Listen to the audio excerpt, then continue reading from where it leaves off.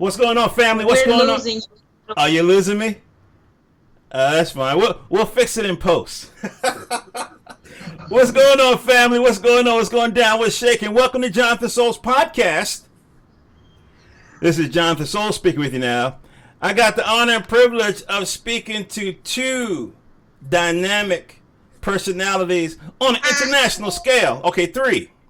Three dynamic personalities on the international scale. I'm talking about Mitch, I'm talking about Donna, and I'm talking about Salah. How y'all doing?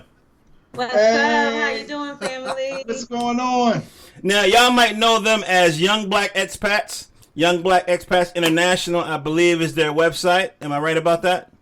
Absolutely. Yes, youngblackexpats.com. Youngblackexpats.com. Solid, right on. Now, the first time I ever heard of an expat, it was a Black Panther who hijacked the airplane and take it to Cuba. That wouldn't be y'all, would it? No, we didn't have that opportunity. Okay, we just had some luggage. Okay, all right. So kind of define what an expat is. I mean, if you stay longer than 90 days, are you considered an expat? Like, what's your definition of an expat?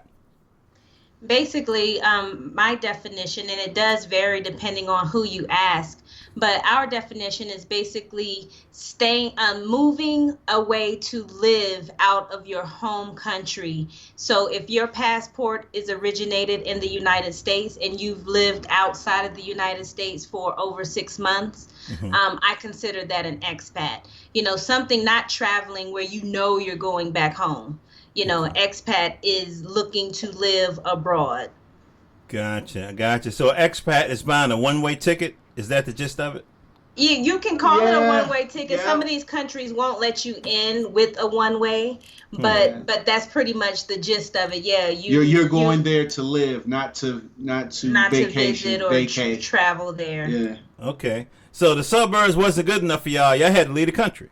Yeah, you know, we wanted to try something totally different. That was it, you know. And yeah, we're a little crazy, so you know, we had a lot of flack, you know, from our family and friends, and you know, we just wanted to cross that off our bucket list because the worst thing that can happen is that you move back to where you were. Yeah. We were like, you know, you only live once. Yeah, right. a lot of times people complain about where they are located. And then if you get the opportunity to live abroad and be abroad, experience a different culture, then you might go back home and be like, why was I tripping? Yeah. Like we have it made over here. Exactly. You know what I mean? And then sometimes you may move out of your home country and say, wow, we were really lacking this, that, and we get to experience something new. So it's so many different, you know, avenues. that you can feel once you've left your home country. Yeah, different perspectives. Totally. You know, y'all kind of have a vibe of like a trumpeter and a drummer. Y'all know that, right? No, what you Y'all mean? kind of easing out of, but y'all had the same rhythm. It's very interesting. It's very interesting. You know, we did business together. So we were doing presentations and we just vibed off each other. So it's like it's not Okay, is that how y'all met through business? No, not at not at all. It was crazy how we met. It was kind of weird how we met. Yeah. Well, let's take a little detour. I mean, for my female listeners out there, how did y'all meet? Oh, this is like the funniest, but it's fun to. I actually like it when Mitch tells the story. Okay. Well, go ahead. Well, we met in 2005 at a club. It wasn't really a club. It was like an outdoor restaurant named Sequoias in Washington, D.C. Okay. Yeah. And we met, and she was funny because she asked for my driver's license. Okay. Because I asked him his name, and you know, he seemed a little hesitant. I asked him his last name, and he really seemed hesitant. So I was like, "Well, let me see your ID." Yeah, what person does that? So you didn't say, "Here you go, officer." You didn't do that, did you? I'm like, my license. I'm like, okay. Well, she, you know, she's smart. She's smart. So I showed her my license, and we began dating like cordial. Like we'd go out, talk, walk in the park for about a month. Just talk. And that sounds like a Jill Scott song. Exactly. Out in the right, park. walking around the park. You know, just getting to know each other. So she stopped calling. Like out of the blue, she stopped calling. And you know me, I gave her the 3-call rule. Right. Like I'm gonna call you 3 times. And if you don't pick up, then you know, that's it. Right. So make a long story short, that happened. Mm-hmm. And from that was probably what about August, July or August of 2005. So mind you, we stopped talking after that month.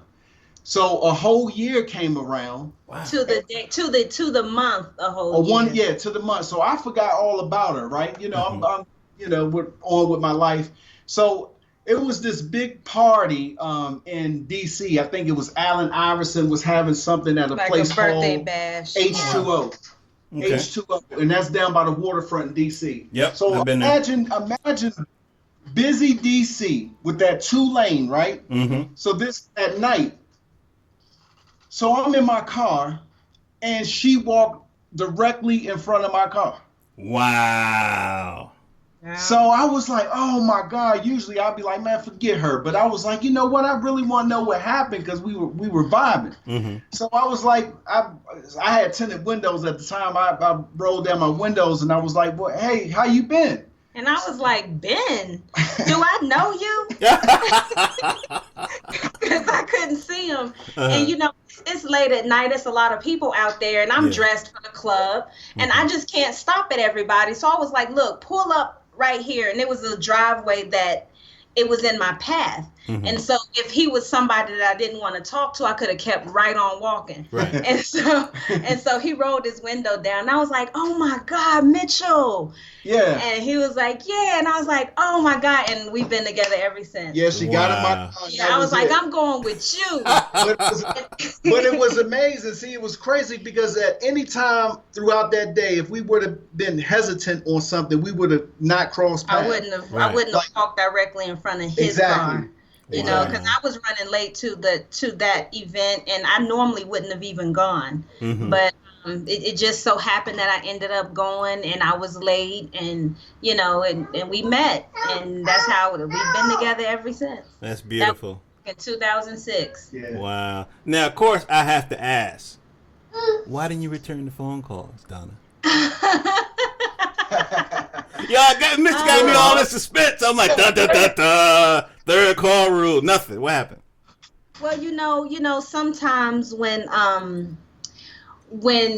you know it's it, mm-hmm. sometimes it's just so overwhelming that you're like, oh my God, just let me check and be sure. You know, but my mom always said, if you love something, let it go. Mm-hmm. And if it comes back, then it's yours. And even though it was 1 year to the date, mm-hmm. we just bumped right back into each other. And it was like we didn't miss a beat. It wasn't as if 1 year went past. It was as if we picked up from that month that we was dating the year before. And we wasn't looking for this. Like if Donna wasn't in my life, I think we'd both be like some type of single hermits. Wow. But it's so funny that what's so scary is me and her, we have the same birthmark on the same leg. It's not scary. It's just ironic. It's crazy. Yeah. That's interesting. Years ago, I did an article just out of the clear blue sky on Soulmates. Don't know why I did it. I just started calling people. I literally opened up the phone book and started calling like marriage therapists and different things. And it was interesting. I had one definition of soulmates from a marriage counselor who, believed in the traditional, romantic kind of an idea. Then I had, there was an African, I don't want to call it a cult, but let's just say it was a restaurant. They had a complex in the back, and the guy had 2 wives, right? Okay. Yes. Okay. Yeah, and they had the best mock duck ever. But anyway, he believed that soulmates was just people that you traveled with. They could be friends or family members, but you just decide to travel from one life. What do y'all think about that? I kind of understand that mindset simply because when we met, we just felt like we already knew each other. Exactly. Wow. You know, it just felt. Yeah, it felt warm. It was as if we knew each other. Yeah. You know, and that's what makes me feel that he was my soulmate. Interesting. Because sometimes, you know, there's a getting to know you stage and a, you know, oh, I don't want to mess up stage, or, you know, don't say the wrong thing stage. But it was as if we already knew each other. So, you know, from day one, we was just real with each other. And that's what I think a soulmate is. Wow. What about you, Mitch? You believe in that or what? Oh, yes, of course. I believe in soul families. That's why we say soul brothers. Wow. You know, Okay. soul All brothers. Right. You know what I mean? We came to share this experience at the same time. You know, for the connection that we're having right now. You know, we can all say, look, we've been through this time period, and this and this and this happened during this time period. Yeah. So we're soul brothers, soul family. That's beautiful. Like, yeah. After all of that, the interviews and everything, I talked to people. The definition I came away with was just people that you chose to travel through these lives together. And so, exactly. And so y'all are travelers. And so, let's talk about that. The first video, that was a smooth transition, wasn't it? Gee whiz. The first video that I saw, y'all were talking about Costa Rica, right? Yes. And that wasn't like a permanent thing. Can you tell me about when y'all arrived at Costa Rica? Oh, wow. Man. It was so beautiful. Yeah. All right. Everything was just like... The air smelled differently. The coffee. We had some coffee the first morning we were there, and we were like, wow, this is some good coffee. because we got there at night, and it was like we had like 13 bags with us. Wow. Luggage, yeah. Okay. So we went to before we went to the place that we were staying in, we stayed at a hotel for 1 week, and it was called Hotel Posada. And we're riding, we're like, oh my God, we here. We're in another country. Yeah. And it was like surreal, you know. So when we got to the hotel, it was so different because it was fruit on trees. Yeah. Wow. Okay. We didn't choose a hotel like a chain hotel from the States. We chose a very nice, peaceful, quiet boutique that was tucked away in a neighborhood. Okay. And it was all of this beautiful green grass, beautiful trees. Like Mitch said, they had fruit on the trees, and it was just, they cooked breakfast for us. The fruit, everything was just like you were in a 3D movie. Yeah. Wow. Yes, it was amazing. Now, the way I remember the video, and it's a little sketchy, but y'all stayed there for, was it a few months? We in Costa Rica? Yeah, Costa Rica. We stayed in Costa Rica for almost 3 years. Oh, 3 years. Okay. Yeah. And y'all came there with 2, and y'all left with 3, right? Exactly. Yeah, that's what happened. That's what happened in Costa Rica. That's what happens, huh? It must be something in the water. It's fertile soil. Yeah, it is definitely fertile. Now y'all are in Medellin, Colombia. Is that correct? Yes. Wow. So tell me about Medellin. How is it different, and why did you choose to leave Costa Rica? It's different in the way that Costa Rica, the term that they use a lot is pura vida. Okay. And pura vida just means pure life. So if you're out somewhere and somebody steps on your toe and mess up your shoes, they're like pura vida, pura vida, pure life. Yeah. If someone is late, you have an appointment in their life, they're late, it's just like pura vida, pure life. Everything is cool. But here in Medellin, it's more like everything is, jumping and active and busy and high energy. Exactly. Their animal is a sloth in Costa Rica. So everything is, so everything is laid back. Okay. Yeah, wow. Now, during this period of time, are y'all living off savings, or y'all have a business that y'all are running? Like, how are you surviving? That's a great question. So before we moved to Costa Rica, we started our businesses back in 2006. We started to have the online, not really necessarily online, but entrepreneurship. Okay. Me and Donna. So this is, so we've been through a lot of stuff. I mean, starting our own business, you have your friends laughing at you. You have your family laughing at you. What are y'all doing? So we decided to start early, and we began to go through trials and tribulations of being entrepreneurs, but it worked out perfectly. And that's one of the reasons why we were able to move, because we had income coming in, and we could move anywhere in the world because our income was coming in. Exactly. Wow. So you weren't tied to a location. No. You weren't sitting behind a window, kind of take your order kind of deal. We started. It's good to have that, but we decided that we didn't want to do that back in 2006. But through that time, we had on and off jobs, so we stopped working. Our last job was in 2009. Oh, that's beautiful. Yeah, it was in 2009, and now we always say, that we're psychologically unemployable. And I know some people have heard that before. Yeah. I love that. I love it. It's serious. It's serious because I think I would break out in hives. Yeah, we couldn't do it. Y'all don't want to go back on the plantation? That's how y'all is. Y'all uppity like that? I think in the future we're gonna be like, oh, ew, you got a job? Exactly. Wow. You know who you work for. The big deal is who you're working for. Exactly. Because if you have the right person that owns the company that you work for, then it could be a lovely situation. Yeah, and big shout out to the people who have jobs. Like if it push comes to shove, if we needed to get a job, we will. But we have businesses. You know what I mean? So exactly. But what I would like to say is that the way that we view jobs, it should be totally different than how we view them. And what I mean by that is your job should be your second source of income. Okay.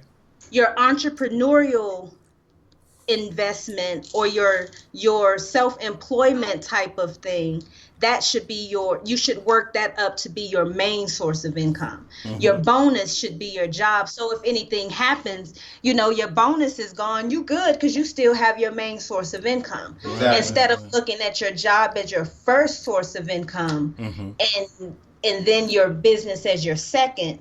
When that happens in your first source, your job is gone.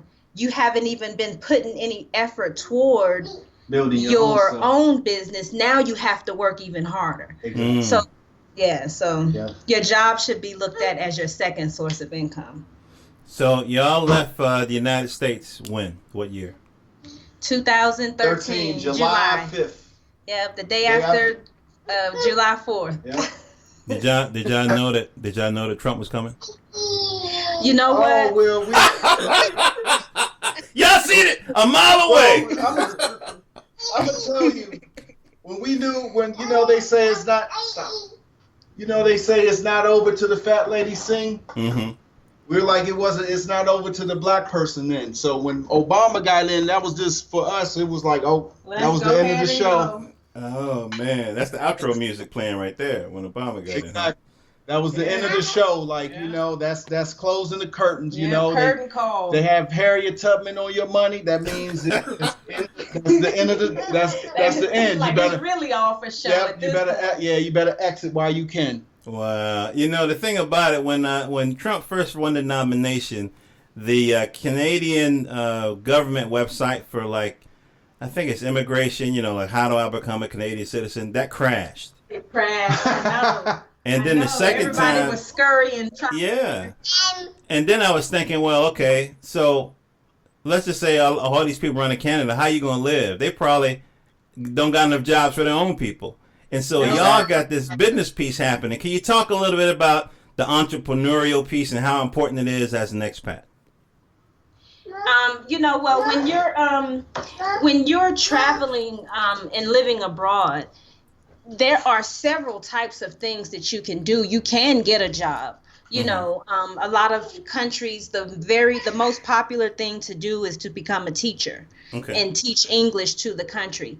But in some countries, like here in Colombia, to be a teacher, that's about $400 or $500 a month.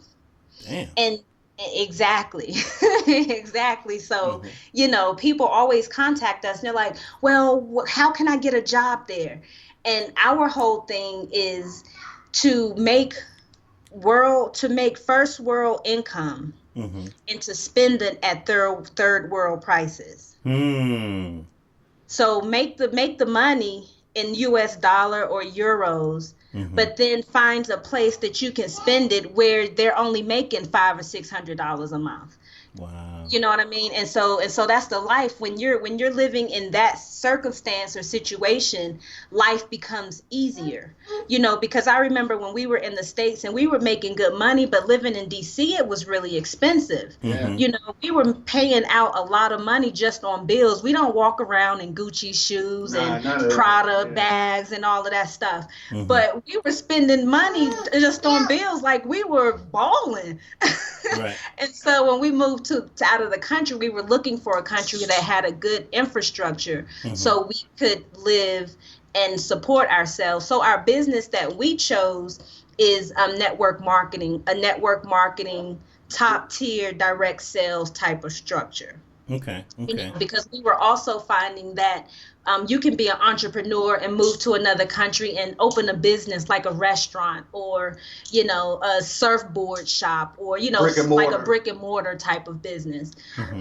And that's all depending on what you want to do. You know, some people want to move away and work that hard. You have to get up sometimes at 5 o'clock in the morning, you know, and work all day long. We weren't ready for that type of lifestyle either. So we wanted to be able to move to the country, enjoy the country, but still make sure that we have money coming in. So we chose online network marketing.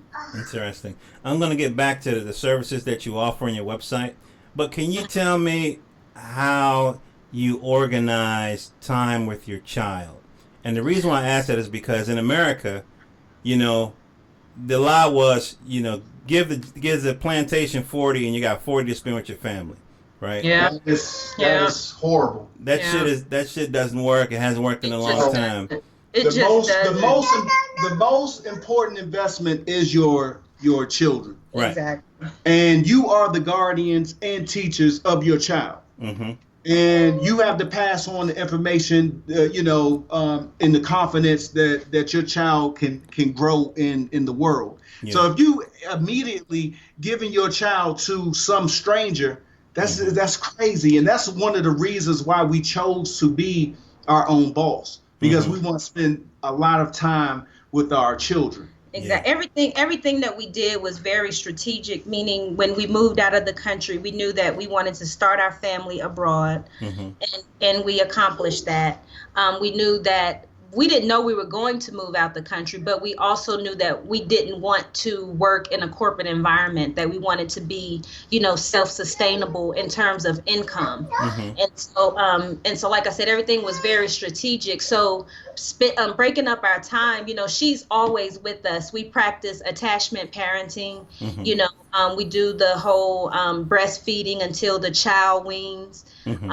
And we do everything kind of like what they calling now kind of old school way. But so it's natural for us to have her around us at all times, you know. And then most of the time when we're doing business, most people know that, appreciate that, and also respect that. You know, and so it's just like, you know, it's pretty much accepted. Like now, thank you so much for, you know, having us on the show, and we have her with us. And so we're juggling talking to you and taking care of her at the same time. So, you know, it just becomes second nature. No, I think that's beautiful. You know, when I've had children, and I remember they really didn't get sick until we put them in daycare. Yep. You know what I mean? Because, you know, some parent has a sick child, but they can't take time off work, and so they bring them, and then one sneezes on the toy, and my kid picks it up, and then he brings it home, and all this other kind of stuff. Kids are the strongest, aren't they? Yeah, exactly. That's have you on your back. Like, what happened? Yeah, Like, I yeah. haven't been sick ever. And I think one of the reasons why we have such difficulty with our youth in the States is because they don't get enough lap time. Yes. They don't get enough time with their parents, especially dad. You know what I mean? Especially dad. And then when they do have a mom, the mom is always stressed out because of this, that, and the third. So, so y'all going back to the root is what it is. We have to, because when we look around and look at our peers and the way we all were raised, you know, a lot of people say, well, it worked for us when we were growing up. And I'm like, well, we're not aiming for us. You know, we're aiming for our next generation to be better than us, to supersede what we are. And sometimes we have to change the culture of how our children are raised and what we choose to, you know, send them through as their youth or in their childhood. And so I think that it's very unnatural for a mother to have to leave her child in daycare. But when we have those jobs and we have no choice. And you know, I've heard mothers say that they dropped their child off and they were sick, like literally sick. Yeah. The child was screaming, but it's nothing they can do because they have to show up to work. And so that's why we do stress, you know,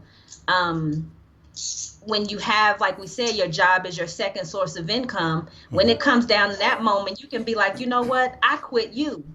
I have money coming in. I'm not leaving my child at a daycare, you know. And so that's just our view. There are some excellent daycare centers out there, so we're not saying that, you know, but sometimes you don't know what goes on in those places. And like you said, the children just don't get enough lap time, enough, you know, skin to skin, and enough, you know, attention in their youth. Yeah, I agree. Now, when I go to blackexpats.com, youngblackexpats.com, there's a consulting and services page. So I look here and I can see where you have it, you know, laid out real nice. It says moving to Medellin. Now, am I pronouncing that right? Because it looks like Medellin. 2 L's. Yeah, I-N. it really depends on where. Yeah, it depends on where you're pronouncing it from. So, when you're in Latin America or Central America, the two L's are pronounced as a Y. So Medellin. Medellin. But when you are in South America, the 2 L's sound like a J, so it becomes Medellin. Aha, gotcha. Yes. So y'all picking up the nuances and stuff because of y'all traveling. That's cool. That's cool. Yeah, it all they switch it up on you. That's for sure. So I see here that you have consultants fees that you offer, 30-minute sessions, 20-minute sessions. You have a free 15-minute strategy session consultation, which is beautiful. You have video calls available. So, and this is all to help people who plan to move to Medellin, you know, make that transition easier. Because when y'all went, did y'all know anybody? We did not know one person when we moved. Wow. To either place, to Costa Rica or to Colombia. We didn't know one person. So and now, we made a lot of mistakes. Okay. You know, we made a lot of mistakes. So that's pretty much what the consultations, when we're consulting people who are looking to move abroad, that we kind of address, try to give them a broader sense of reality as you're making that transition. And also we do everything that we can to make sure that transition is as smooth as possible. That's you know, and we also are creating a ebook right now, and it's tips and a guide to how to move abroad successfully. And it's beautiful. Like a video ebook, kind of like a webinar training type tutorial. And so that should be out within the next week. Oh, that's beautiful. And I notice here, let's see, you have a free 15-minute strategy session consultation, online entrepreneur consultations available. Okay, so you also talk about entrepreneurship, the online aspect of it, and coach people. Okay.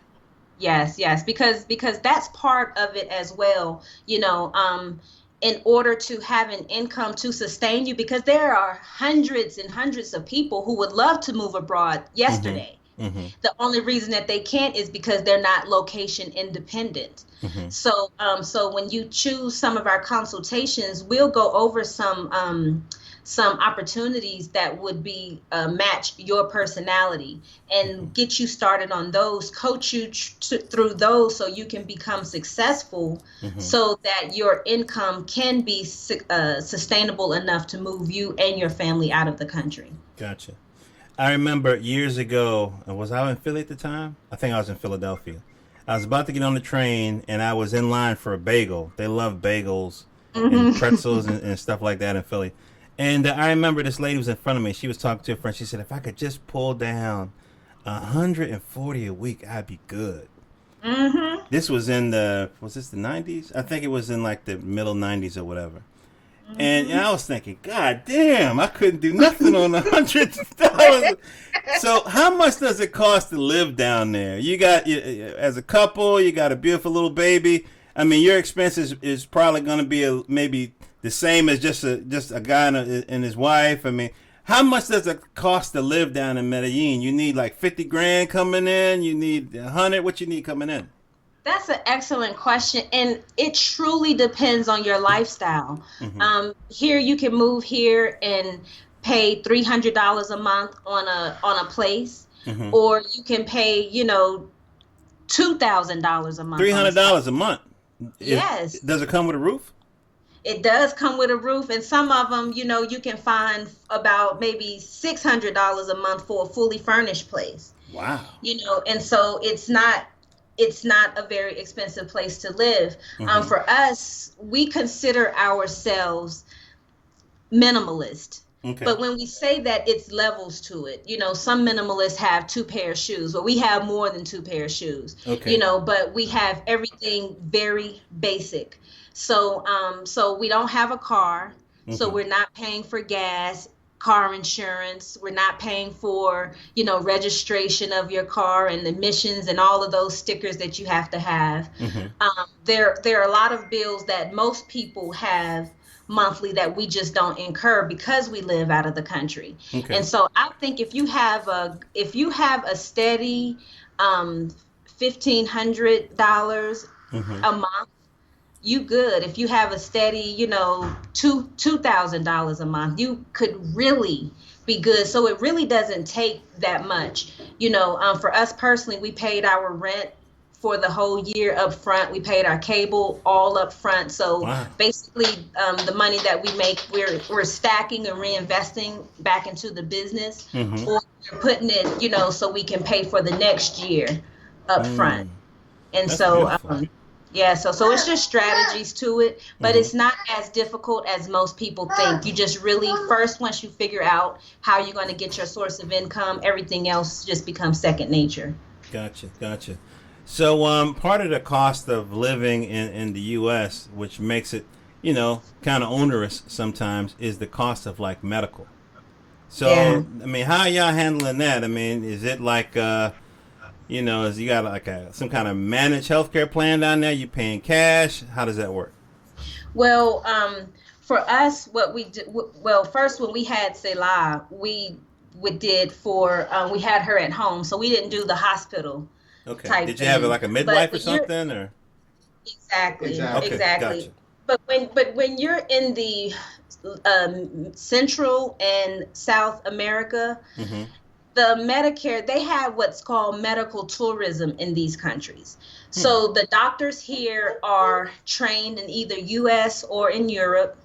They just want to live at home. But the prices of all of the services are like a third of what you're used to paying in the States.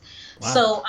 So for some people, they may have insurance, but not like the same type of insurance that you have in the States, because it's all set up a little bit differently. It has the same concept, but in terms of pricing, it's very minimal. Okay. What do y'all do for recreation? It sounds like you got a pretty comfortable life down there. You got your online business. You got your beautiful little one there. You have each other. What do y'all do for recreation? Well, Wow. that's a good question. It's so much to do here Yeah. that You can just walk outside and it's parties, or like the restaurants are full. It just depends. You can go dancing, salsa. I had learn how to salsa. one of my videos. One of my old school friends came here. He's a salsa instructor in the DC area, so he came down here and had a pretty good time. Wow. It's plenty to do. They have the movies. They have the zoo. They have water parks, amusement parks. Yeah. It's so much to do. Yeah. You know, we went to the beach, hopped the plane. It was $23 for me and $23 for Mitch. So one way for a 45-minute flight to the beach. Yeah. Wow. So so the total was we paid like $100 and some. Round trip total. So you get on the plane, you go to the beach, and it's a lot to do. It's a lot to do. So how long was the plane ride? 45 minutes. No, from the States to here. Well, you just told me that you guys went to the beach for 45 minutes. Yeah, 45 minutes. Okay. So in 45 minutes, you probably whipped out your phone and played Fire Fan, right? Is that the deal? Yeah, exactly. Oh, since we're talking about Fire Fan, let's talk about your promotion. These transitions. I know. Start calling you iMovie. You know. So yeah, let's talk about the promotion. Well, Fire Fan is a exciting sports app that you can play with your family, friends, at the bar. It's you're calling live plays when the game is on. Mm-hmm. So it's a free app. We really want you, we ask for you to, if you can download it, and if you use the link firefan.com/playnow75. Playnow75 is the code.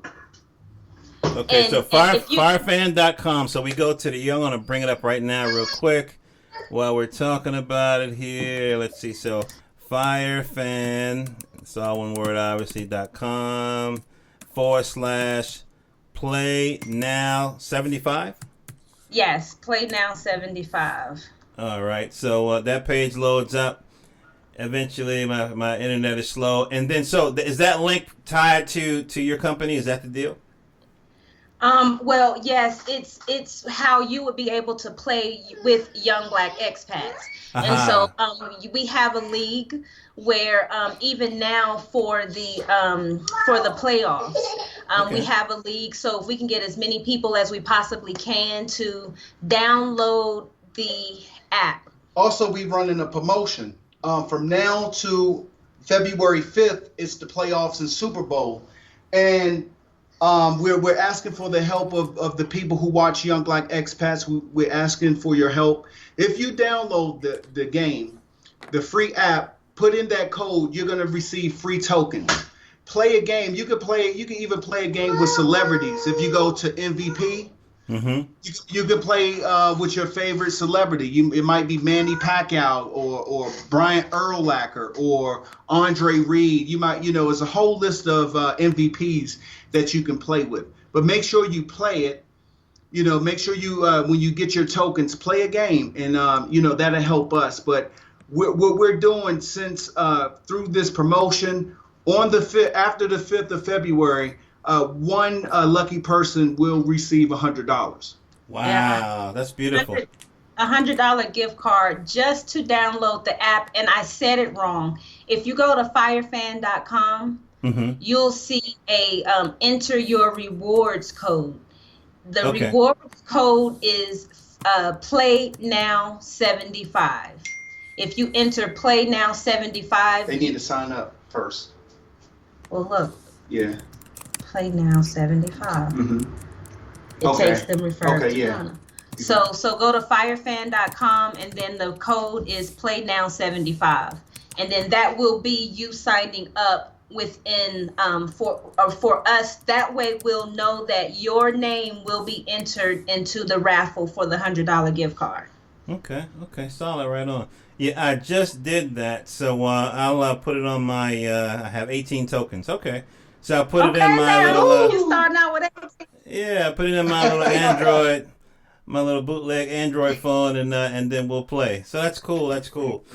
So we talked about this. This has been a terrific interview, by the way. This is one of the more warm and fuzzy ones that I've done. Thank you, man. Yeah, I think it's going to have a good reception. So we talked about how y'all met. We talked about how important it is to balance business and family. That's really the bottom line I get out of this interview, is the importance of business and family. And then the way you achieve that is through entrepreneurship and online businesses. So just to loop back around to the business part, can you define for me what the multi-level, can you explain that a little bit? Direct sales? Yeah, direct sales, what you mentioned earlier. Yeah, exactly. Okay. Yeah, okay. Direct sales is what we chose. But there are people out there, making it happen using multi-level marketing. Okay. That route for us was a little more tedious than what we were willing to do. But that vehicle Is definitely great, yeah. does Like, we know work for people- different personality types. Exactly. Yeah. But we chose high ticket sales, top tier direct sales. Yeah, so we were doing that before we moved to Costa Rica. Okay. And we were receiving like the income that we were making. We were receiving sometimes someone may have to work a month or two. Okay. And based on that, it was like you're able to make things happen when you have large enough commissions. Gotcha. Exactly. Gotcha. And that's pretty much what top tier is. Yeah. It just means that your commissions are generally $1,000 and above. And direct sales is just your direct sales with the manufacturer. Okay. So you partner up with the manufacturer of the company, and you get a large percentage of the sale. Gotcha. Okay. So when people consult with you on the entrepreneurial side of the game, is that what you school them on, or is it other forms of online businesses? I mean, how do you approach it? That is great. That is a good question. You're good. That's I appreciate it. Okay. We have a platform. So me and Donna strategically thought of everything because based off our experience, we thought of everything that a person can go through and make it easier for them. Mm-hmm. So, if we had someone, so we have an educational website that people can go through, because people may not know what network marketing is. As soon as they hear that, they say they think scam and pyramid scheme and, some crazy stuff like that. You know what I mean? It's always scams and schemes out here. Yeah. But what we thought of, and we were like, look, we're going to have a platform where they can get educated on properly and see exactly how to make that income. So we have an educational site for them to go through. That's one. Another one was, one of our first direct sales businesses. That was a health and wellness in the health and wellness industry, and we became leaders. So we got to travel all around. So we have a health and wellness. We have a savings. Yeah, and so just what I want to add to that is when we consult with them. It just depends on what their situation is. So sometimes we consult with people who already have a business. They just want to learn how to put it online. How do they take their business that they have and put it online? We have a membership site that teaches them how to do that. Then we may have somebody that we consult with that may have a business idea. And they just need some people to help them brainstorm and then help them, figure out how they're going to monetize this idea of theirs. And then other people who may contact us, they may say, look, I want to do whatever it is you're doing. So whatever that is, you put the link. You know what I mean? And so it just depends on who we're consulting with, where they are in their entrepreneurship journey, and what they're ready to do. How much time are they ready to invest? How much money are they willing to invest? How much effort are they willing to invest? Because people look at us and think that we just woke up and we were young Black expats. Right. but that's not how it's been. We had a time when, we were investing into our business, and we had no furniture. Mm-hmm. We had a car, an old Lexus, and Mitch always used to say, we're going to ride that car till the wheels fall off. And I promise you, one day we were riding down the street and I heard a pop. And I was like, what's that? And I looked out the window and there was a tire bouncing right beside the car. Are you serious? Wow. And it was our wheels that fell off of the car that Mitch kept saying, we're going to ride this car till the wheels fall off. But people don't know what it takes to actually get to the point where you would call your business successful. Yeah. And so we don't want to make it seem like it's easy, but when you have mentors who have done the journey, have done the work, and hopefully you would want your mentors to be able to, make the learning curve easier, shorter. Exactly. Where it might took us 5 years to do it, with the right mentors, it would take you a year or two. Wow. Yeah, there's an old saying, knowledge makes the journey shorter. So it seems like folk could really benefit from the experience that y'all have gathered in your travels and in your business practices. As we wrap up, can you give us some say top 3 pain points that you experience when traveling, and top 3 beautiful moments you experienced when you were traveling, making the transition as an expat? Good question. Oh, those are good questions. Pain points. I think one of the pain points is being able to let go of some of the damage that has been done to us as a people when we go to another country. Sometimes we want to hold on to that pain, and it's nothing wrong with holding on to it, but at some point you have to kiss that pain goodbye and let it go. You know what I mean? To say, it's been it's been great, but I gotta let you go. And sometimes the best way to do that is to get out of the current environment that you're in. Yeah. And so it is painful sometimes. It's difficult sometimes. You have to leave your family behind sometimes. And even just learning a new language and being in a whole new environment, that's difficult for some people. Exactly. Change is a pain point that we have to go through. Yes.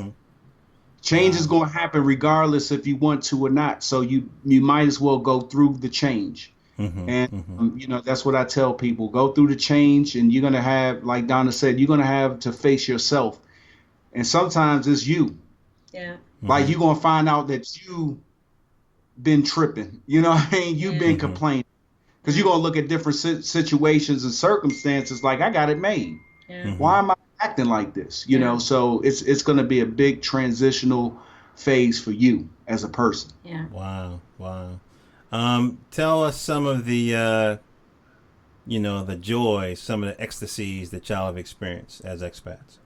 That's the ecstasies. When you get back, I tell Donna all the time when we talk, it's like the gods, like we're the gods that fell asleep and had amnesia. And when you go back to out the country and visit different, cultures and stuff, it's like the stuff that we used to teach them. So the pain, the joys is like family, oh my God, how close they are to family. Family is so important to other cultures. And also when I notice when we're walking down the street, you'll see the older lady of the house, the mother, and the children, whether it's the daughter or the son, they could be, in their 30s, their mother's in their 50s or 60s, and they're holding her hand, and they're just making sure that she is okay, And that too. And we're so quick to kick our children out at 18. You know what I mean? Like they're at their house, their daughters and sons live with them until 40, 45, so it's funny how they live. They don't think of it like we think of it. Yeah, you 18, you're trying to get out the house. They have a big house, and their daughters there, sons there, they saving as much money as they can. I remember one time this man was telling us that his daughter is a doctor, and she just found a hospital to work in. And I was like, oh, where does she live? And he turned around and looked at me like, what? Yeah. Like, he said, she lives with us, of course. Yeah. You know, like, where else does she live? And I was like, oh, yeah, I forgot, you know. I forgot. They, you know, it's just family. Yeah, it's family you like know? that. Yeah. Yep. So y'all been living outside of America for how many years now? Almost 4. So when you look back at the States, what's your feelings? What's your impressions? Really big up to the States, because you have, as Black expats or Black Americans, we have a advantage, and sometimes we complain about a lot of stuff, but we don't look at it from a different perspective. Like, we have a passport. We have a blue like, it's so important to have a blue passport. And like, when you go to these different countries, it's all, based off classism, they look at you like, wow, you from America. Yeah. You know what I mean? So it's like, you do have an advantage there, So they look at you guys with your blue passport and coming from America the same way some of us might look at y'all with your, with the success that you've worked for. You're like, wow, you just must have got it like that. Them people don't know the struggle. You know what I mean? They look at your blue passport. Exactly. That joint was expensive. You know what I mean? Exactly. Yeah, That's funny, but yeah, that's true. That's true. But we were in a taxi a few months ago when one of the killings were going on there in the States, and we jumped in the taxi, and he found out that we spoke English, and he asked us where we're from. We told him the States, and he had chill bumps. He said, I just want to tell you, I am so sorry from the bottom of my heart of the things that is going on with you guys over there. He says, I am sorry. Yeah. I don't know why you have to go through this. He says, I'm just sorry that you have to go through it. And literally his whole arm, all his hair was standing straight up on his arms. Yeah. Wow. And that's something that, even in the States, you rarely get the people who are committing the crimes to say that. Exactly. They don't apologize for the things that are going on over there. So to have someone in a totally different country to sincerely relate to the things that we're going through, it's a form of healing. Exactly. In a sense. It's a form of healing. And and another thing is, when we're looking out, we're looking outside now in, and you can just see the thickness of the United States as far as the tension, the vibrations. Yeah. Is a very heavy vibration. Yeah. And most people, when they leave, they say, God, I feel lighter. Wow. It's like a very heavy vibration going on there. It's a very dark, a negative vibration. And we see that, and like I said, it's just to detox. You got to get away sometimes. That's beautiful. That's beautiful. Wow. So for folks who want to reach out to you and take advantage of your expertise, your knowledge, and your services, how do they reach out to you? The one of the best ways is to go to our website, www.youngblackexpats.com. You can also check us out on our YouTube channel. We have almost 100 videos of life through our experience living in Costa Rica and in Medellin, Colombia. Just search Young and Black Expats International. You'll find us there. And those are the two best ways. You can also reach us by email, questions@youngblackexpats.com. Wow. I think one of the most grooviest things that I think about when it comes to living abroad is the fact that I'm guessing that you feel safer in terms of your child's future. Yes, I do. I agree with that. It's we have this family here, and they have two sons. One is 15 and one is 11.